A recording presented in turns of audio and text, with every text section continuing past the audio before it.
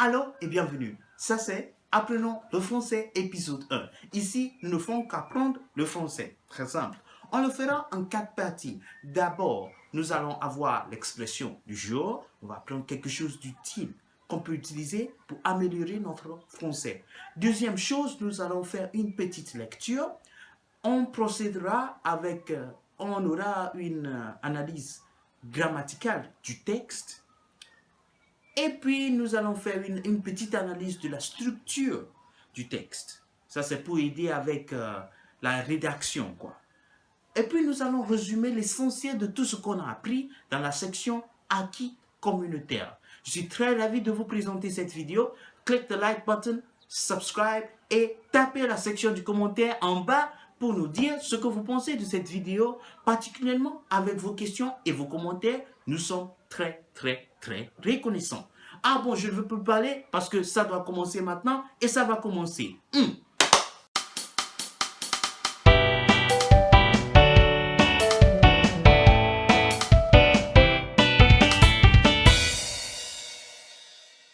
Bienvenue, on va faire notre expression du jour et c'est revenons à nos moutons. Getting back to the subject. Actually, mouton, ça veut dire sheep en français. So, you stray so far away from your sheep. Peut-être vous avez une discussion et puis vous divaguez. That is, you segue. Or leave the discussion. Et puis vous entrez vous divaguez, vous entrez un autre domaine, absolument. Et puis pour revenir au sujet, on dit revenons à nos moutons. Donc ça, c'est un exemple de comment cette expression s'applique. Et ça, c'est notre expression du jour. On va commencer la leçon finalement avec la lecture. Donc je vais faire la lecture ici. Et voilà le fichier. Donc ce texte, ça c'est un texte d'essai. Si vous allez page 21 de Jody Guise, vous allez voir ce texte et c'est ça qui est sur votre écran maintenant. Ça s'appelle la lecture. Encore page 21. Donc si vous avez votre copie de Jody Guise, vous pouvez tourner à la page avec moi et nous pouvons lire. Mais si tu n'as pas votre copie, si vous n'avez pas votre copie, c'est pas grave.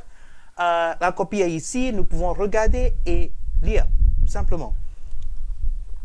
Donc oui, je commence avec la lecture. La lecture. Intéressant, non? On se demande pourquoi certains jeunes de nos jours n'aiment pas lire. Il y a des jeunes qui ne lisent pas beaucoup. Ceux qui lisent le moins sont les 14 et 16 ans. On voit aussi que les filles lisent plus que les garçons.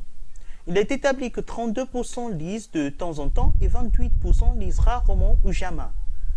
40% des adolescents sont toujours en train de lire un livre. La raison pour cette attitude est le manque d'intérêt chez les adolescents. Ce n'est pas le manque d'argent ou de temps, non. Les filles aiment lire surtout les romans policiers et les livres d'histoire. Quant aux garçons, ils préfèrent les livres de sciences. Les professeurs jouent beaucoup de rôles. Encore rôle, il y a S à la fin. Ils ont utilisé beaucoup, donc deux rôles, il y a S à la fin, c'est pluriel. Concernant la lecture chez les adolescents, ils leur conseillent de lire beaucoup pour avoir beaucoup de vocabulaire et d'expressions qui leur seront utiles. Je reprends le texte. La lecture. On se demande pourquoi certains jeunes de nos jours n'aiment pas lire. Il y a des jeunes qui ne lisent pas beaucoup. Ceux qui lisent le moins sont les 14 et 16 ans. On voit aussi que les filles lisent plus que les garçons. Il est établi que 32% des adolescents lisent de temps en temps et 28% lisent rarement ou jamais. 40% des adolescents sont toujours en train de lire un livre. La raison pour cette attitude est le manque d'intérêt chez les adolescents. Ce n'est pas le manque d'argent ou de temps, non. Les filles aiment lire surtout les romans policiers et les livres d'histoire. Quant aux garçons, ils préfèrent des livres de sciences. Les professeurs jouent beaucoup de rôles concernant la lecture chez les adolescents. Ils leur conseillent de lire beaucoup pour avoir beaucoup de vocabulaire et d'expressions qui leur seront utiles. Donc on a fini avec la lecture, on a fini avec le texte. Nous savons que le texte concerne la lecture en anglais reading, ouais. Et on va procéder maintenant à faire l'analyse de grammaire. Donc on va prendre ça ligne par ligne et puis on verra ce qu'on peut tirer comme leçon de point de vue grammaire. Si vous tirez d'autres leçons aussi, si vous tirez des choses, si vous voyez que certaines choses sont intéressantes, tapez la section du commentaire en bas et informez-nous et nous serons très, très, très reconnaissants. On procède. Un moment, s'il vous plaît.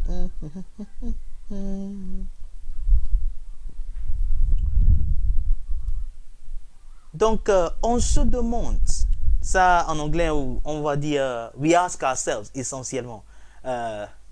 On comprend. On se demande pourquoi certains jeunes de nos jours n'aiment pas lire. We ask ourselves why the youth doesn't like reading. Vous voyez. Ça, c'est une expression que vous pouvez utiliser. Maintenant, ce qui est important ici est de voir ceci. N'aime pas. D'abord, ça, le N apostrophe et pas, ça indique une négation. Négation, c'est simple. On dit non à quelque chose. Je veux manger. Négation, je ne veux pas manger. Maintenant, quand vous faites cette négation-là, il est essentiel d'avoir le ne et le pas. Ça, c'est très, très clair. Maintenant, ce qui est intéressant ici à voir, c'est, ici le verbe c'est aimer, to like. Ça c'est troisième personne du pluriel. C'est un jeune. Donc ça, ce que vous avez ici, c'est un jeune. Ça c'est il ou elle, vous voyez? Ou bien il et elle. Aime, A-I-M-E-N-T. Verbe du premier groupe, ça c'est un peu clair pour vous. Si vous avez des questions avec ça, c'est pas grave, tapez la section du commentaire et je vais vous aider. Donc, n'aime, ne, aime. Le E ici, ça devient l'apostrophe. On ne peut pas avoir deux voyelles qui se rencontrent comme ça. Donc, on donne l'apostrophe, on dit n'aime pas lire. Donc, ça c'est un exemple de comment le concept de négation s'applique. C'est ne pas. Ici, ça rencontre un verbe, donc on enlève le E, on amène un apostrophe, et puis ça devient n'aime pas. Si c'était le singulier, disons, le NT n'est pas là, ok? Fermons le NT, c'est pas là-bas. Ça devient n'aime, A-I-M-E. Donc, on demande pourquoi un jeune n'aime, ça devient E. Ici, c'est le pluriel, donc ça devient E-N-T. C'est clair. On peut voir ce même concept s'applique encore. Regardez ici. Ne lise pas beaucoup. Ici, il n'y a pas de voyelle. Donc, il n'y a pas d'apostrophe. Et vous avez ne pas. Intéressant. Donc, ça, c'est comme ça la négation. C'est comme ça ça s'applique. Et quand vous regardez dans le texte, vous verrez que à chaque moment, vous voyez ce que j'ai appliqué ici? Vous voyez mon problème ici? Ouais. C'est impossible d'avoir une leçon sans les enfants dehors. Soit c'est vous qui êtes en classe ici en train de faire de bruit, ou bien ce sont les enfants qui sont dehors qui n'ont rien à foutre. Un moment, s'il vous plaît. Ces enfants-là, ici. Ouais. C'est mieux comme ça. On continue. Ah, voilà. C'est bon. On voit aussi que les filles lisent plus que les garçons. Voilà. More than. L'expression more than en français. Plus que. Maintenant, ce qui est aussi intéressant, c'est ici, vous voyez, ceux qui lisent le moins. Those who read the least. Donc, ceux qui, whatever verb, n'importe quel verbe vous aimez, vous jetez ça là-bas, le moins. Donc, ceux qui, those who, the least. Vous voyez? Ah. Donc, ici, si vous voulez utiliser plus que, je mange le foufou plus que Mademoiselle Christelle. Vous voyez? Ah, donc, c'est comme ça. On continue. Il est établi que 32% des adolescents lisent de temps en temps et 28% lisent rarement ou jamais. Numéro 1, rarement, rarely. Rarement, rarely. Jamais, never. 32%. Le mot pourcent, percent. Vous voyez comment l'anglais, la prononciation en anglais et le français sont un peu... Il y a des similarités, quoi. Oui, ça apprend... C'est quelque chose que vous devez avoir en tête. Vous voyez, 40% des mots en français, des mots en anglais, viennent du français. Donc, ces choses, ça va... Vous aurez ces choses-là. Donc, 40% des adolescents sont toujours en train de lire un livre. La raison pour cette attitude est la manque d'intérêt, la manque de quelque chose. Ici, c'est interest. Donc, vous avez intérêt. Attention avec l'orthographe du mot intérêt. C'est I-N-T-E accent aigu, R-E accent circonflexe T. Ça, c'est l'orthographe correcte du mot intérêt. Vous enlevez un accent, vous enlevez un alphabet, c'est faux. Il faut bien noter ça. La raison pour cette attitude, the rationale behind this attitude. C'est un peu simple, ouais. Et la négation encore, ce n'est pas la manque d'argent ou de temps. Non. Il y a une forme plus avancée de négation. Disons l'équivalent de neither nor en anglais. Donc ici, on pouvait dire ce n'est ni la manque d'argent ni de temps. Vous voyez, mais ici, ce n'est pas la manque d'argent ou de temps, non. Ça, c'est clair et c'est simple. Vous pouvez utiliser ça. Mais on pouvait aussi hausser le niveau à utiliser ni. C'est ni ceci, ni cela. Les filles aiment surtout les romans policiers et les livres d'histoire. Voilà. Commentez dans la section du commentaire en bas ce que c'est que roman policier et livre d'histoire. Je veux voir ceux qui sont en train de suivre cette leçon. Quant aux garçons, ils préfèrent les livres de sciences. Voilà, ça là c'est un peu clair. Préféré, votre nourriture préférée, what tu préfères, ce que vous aimez plus. Ouais. Les professeurs jouent beaucoup de rôles concernant la lecture chez les adolescents. Teachers play an important role when it comes to adolescents and reading. Ils leur conseillent de lire beaucoup pour avoir beaucoup de vocabulaire et d'expressions qui leur seront utiles.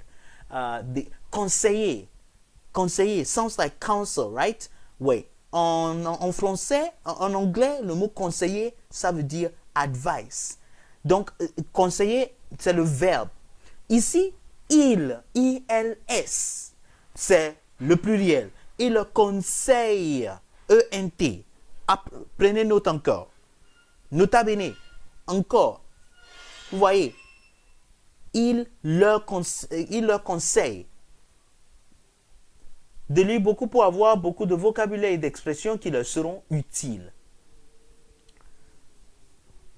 Pour l'expression qui leur seront utiles, vous verrez dans la section acquis communautaire ce que ça veut dire et comment ça s'indique. Si vous avez des questions là-dessus, vous m'envoyez un email ou bien vous tapez la section, vous commentez et je vais voir ce qu'on peut faire. Ouais. Donc maintenant on a fini avec l'analyse du grammaire, on a fini avec l'analyse grammatique. On va continuer avec l'analyse de la structure du texte.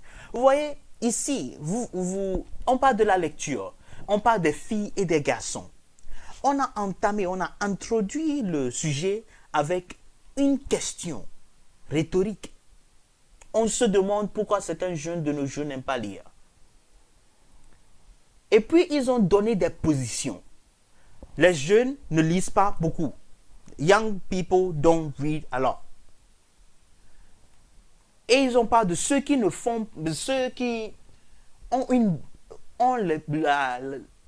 la pire performance.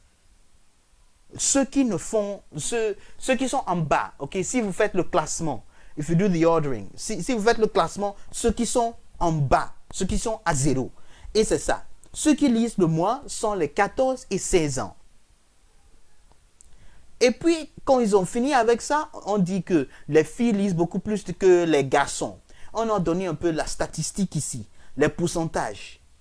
32% font ceci, 28% font ceci. Vous voyez, si vous avez cette manière de concevoir vos textes, ça va vous aider à écrire de forme cohérente. Mais ça, c'est pas... Ce que je fais ici avec vous, ce n'est pas exactement sérieux. c'est pour seulement vous montrer comment les choses se déroulent. Comment on fait, comment le dire, pour vous montrer comment le texte se développe et comment il résonne. The thinking process, the sequencing. C'est ça que je suis en train de démontrer ici. Donc, si vous pouvez regarder le texte, lire le texte, comprendre ce que je suis en train de vous expliquer ici, et vous êtes capable de l'appliquer, l'avantage pour vous, c'est votre rédaction sera 1000 fois meilleure qu'à présent. Je continue. La raison, donc, on finit de donner la statistique, on dit que ça s'est passé, ça s'est passé. Maintenant, on explique pourquoi l'attitude. On dit c'est la manque d'intérêt. On parle de préférence des filles, roman policier, livre d'histoire. On parle de préférence des garçons, livre de sciences. Et puis, il termine avec le rôle des professeurs. Donc, on a fini maintenant avec l'analyse de grammaire. On a fini avec l'analyse de la structure du texte. Maintenant, on va procéder avec l'acquis communautaire. Donc, je vais laisser sur l'écran pour quelques minutes l'essentiel de tout ce qu'on a appris aujourd'hui. Et puis, on va continuer avec ça.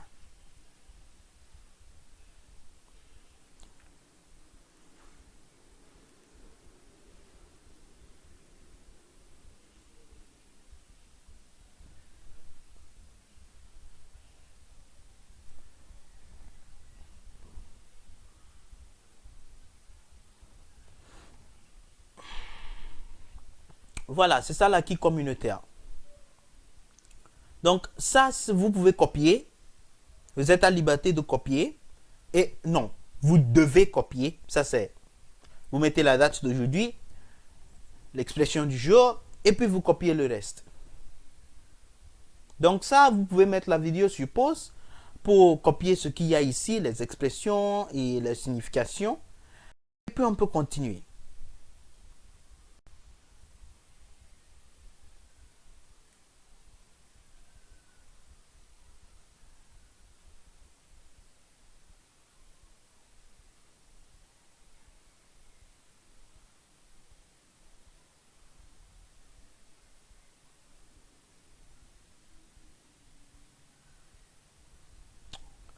Ah bien, donc on a terminé avec notre leçon pour aujourd'hui. Je suis vraiment ravi de vous d'avoir cette l'opportunité de vous partager cette leçon avec vous. J'espère que vous avez appris quelque chose.